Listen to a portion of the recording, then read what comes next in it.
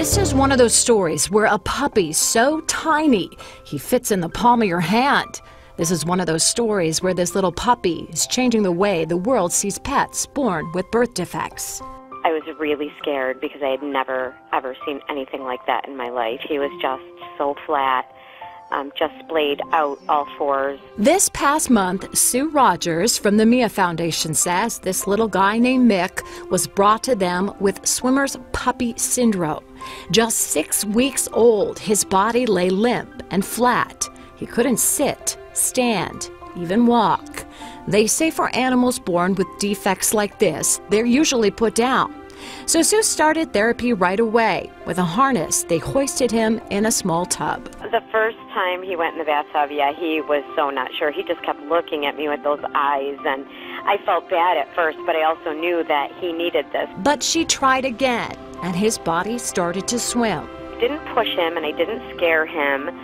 Just started by putting his little feet in, and then the next session I would go a little bit deeper to his knees, and then the third session I'd go up to his hips. She even propped a little stuffed animal under him to take the pressure off his chest. He played.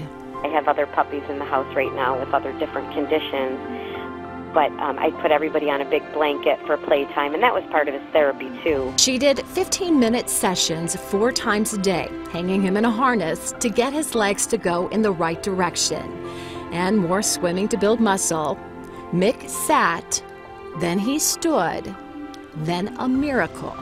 Then finally the doggy paddle started, and then he just took off. He was like a little frog in the bathtub. It was so cute. Mick is still in therapy and doing better each day. The amazing thing about all of this transformation was done in less than 2 weeks.